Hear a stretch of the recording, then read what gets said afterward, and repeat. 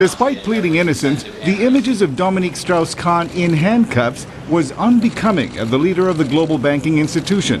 Guilty or not, many, including U.S. Treasury Secretary Tim Geithner, says the damage has already been done. Of course, I can't comment on the case, but he's obviously not in a position to run the IMF. The race to find a successor is questioned. The man they call DSK is under house arrest following a $1 million cash bail. He has a hearing later concerning his bail terms. Strauss-Kahn resigned from the IMF following the allegations. He has since been replaced by Christine Lagarde. Christine Lagarde glided effortlessly from her job as France's finance minister to take on her new role as the first woman to head up the International Monetary Fund. I feel very proud, very moved, and just a little bit sad because it's a whole chapter of my life for France that I now have to move away from. The Obama administration's endorsement of Lagarde yesterday sealed the deal. When she announced her candidacy last month, she said she'd bring all my expertise as a lawyer, a minister, a manager, and a woman to the job. Lagarde trained as a lawyer and spent 25 years in the U.S. working for a Chicago law firm before moving into politics in 2005. Christine Lagarde is the first person to head the IMF who's not an economist. But Lagarde begins her 5-year term next week. One of her first priorities will be a speech to the staff at the IMF headquarters in Washington aimed at boosting morale. That is largely thanks to the United States and Europe, who have very much the large part of those voting rights. They are the ones who endorsed her. They are the ones who decided that she would get in here. The New York Times is reporting the case against the former head of the International Monetary Fund is near collapse. The newspaper quotes 2 law enforcement officials who say the maid who accused Dominique Strauss-Kahn of attempted rape has repeatedly lied to prosecutors. Dominique Strauss-Kahn walked out of the courthouse free to travel anywhere in the United States. Minutes before, Judge Michael Obus vacated a $6 million bail order against the defendant. However, Strauss-Kahn's passport was not returned, preventing him from leaving the United States. The prosecution is not moving to dismiss charges against Strauss-Kahn at this time. They include sexual assault and attempted rape. A French writer will file a legal complaint on Tuesday in connection to an alleged rape attempt by Dominique Strauss-Kahn.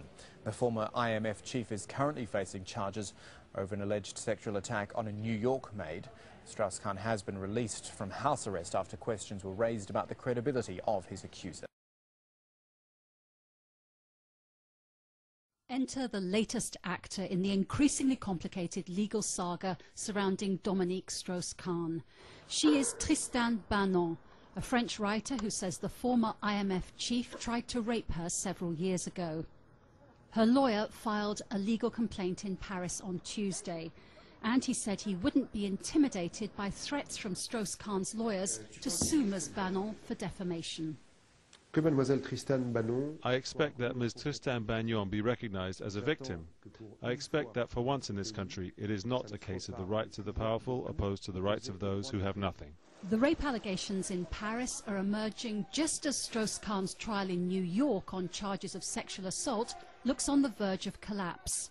Prosecutors have admitted that there are serious credibility problems with the alleged victim, and American newspapers are speculating that his release could be imminent. Speculation is growing over whether or not Dominique Strauss-Kahn will return to politics. The former IMF chief, freed from house arrest on Friday, still faces 7 counts of sexual assault. Strauss-Kahn's Socialist Party hopes that he will be able to return to politics, although probably not as a candidate in next year's presidential election. They are trying to play down the latest allegations. It's been 8 years. This has become a bit of a soap opera. Let's wait and see. But we should stop this incredible attack.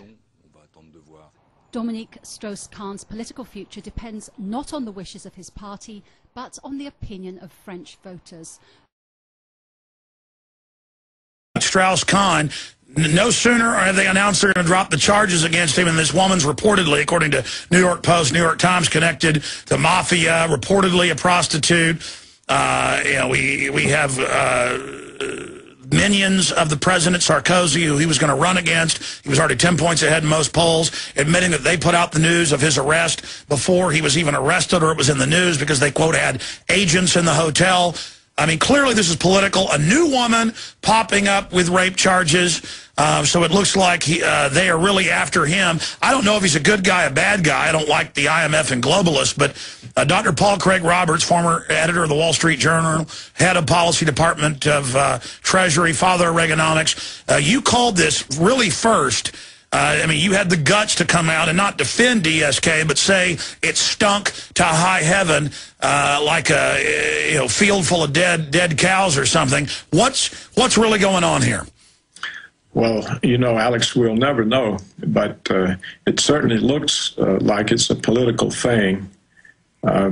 It could come from various sources, not just Sarkozy, who was frightened by Strauss-Kahn standing in the polls in the upcoming French presidential election. But Strauss-Kahn had recently been saying things which alarmed the bankers. He said, he was meeting with the American economist Joseph Stiglitz, who is a big critic of the bailouts of the bankers on the backs of the ordinary people. Strauss-Kahn was meeting with him and had begun raising questions about the use of the IMF in loading the bailouts on the backs of ordinary people.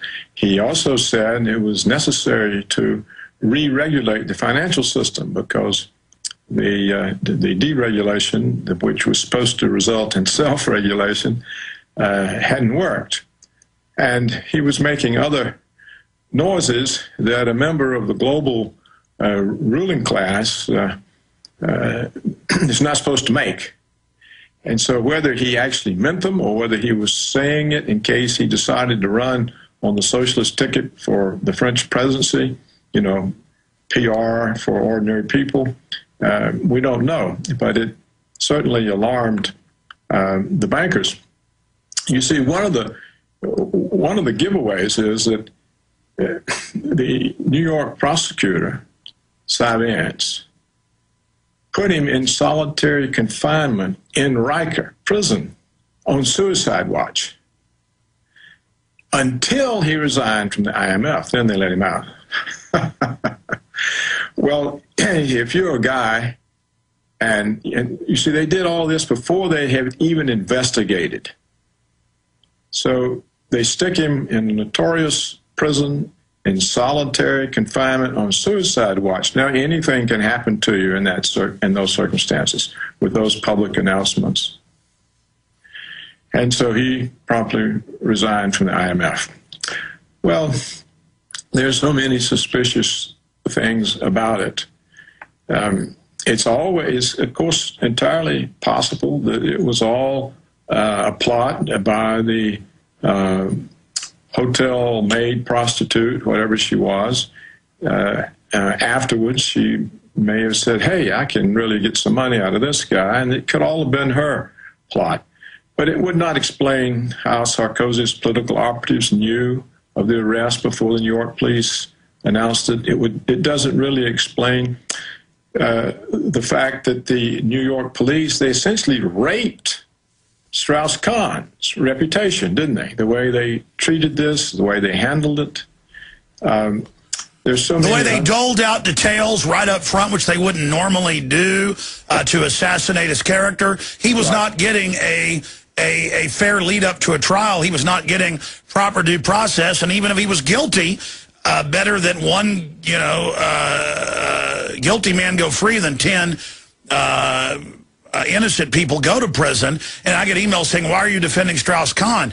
At first I was like, well, he's an IMF banker. I hate these people. He's scum. This is what they do. But when I think back to Bill Clinton, who had to pay off all the women for the reports of rape, where he bites their faces to hold them down and all this, Clinton got away with that. The New York police are historically notoriously corrupt. I mean, if Kahn was in good standing with the establishment, he would be left alone from my research and experience. So this whole array of things points towards that, and his talk of forgiving debt, his meeting with Stiglitz, talking about saying the dollar would be dead soon. All of this, clearly they went after him. And now, as soon as they announce they're going to drop the charges, up pops another woman right on time like rows of shark teeth, like that torpedo didn't hit him. So they're flooding chamber 2 to fire another one. I mean, this is getting really obvious. Yeah, I'm afraid it is, actually. Of course, there's an innocent explanation for the second case. It could be that what this woman in France thinks is attempted rape could have all been a misunderstanding. It could actually have happened. She agreed to meet him, apparently, according to French press, in an apartment that wasn't his address, alone. And she may have sent signals she didn't intend to send. And he may have misinterpreted it. So something could have happened. But, you know, what is attempted rape? I mean, it's not rape. Well, that's this feminist thing where they teach the women in public colleges, as you know, Dr. Roberts, now, that all sex is rape, and that even if you didn't like, it's kind of like the WikiLeaks thing, if you didn't like it afterwards, if you didn't like the sex, it's rape. I know. It's all ridiculous, and I agree that there's more here than we'll ever know. It does smack of conspiracy. It really does. There are other explanations, but until we can figure out how Sarkozy's operatives knew about this before it was announced publicly, we have to be suspicious. Now, Alex, this French case, it probably came to light now. I mean, another explanation. It came to light now because they had the New York case to hook it to. You know, when it first came up in France that she was going to make this case, everyone was convinced that Strauss-Kahn was guilty and would be convicted. And so that may have given confidence to the French lawyer to believe the woman's story and to bring it forward. But now that the New York case has collapsed, we don't know what will happen to the French case. Unless it has a lot of independent strength.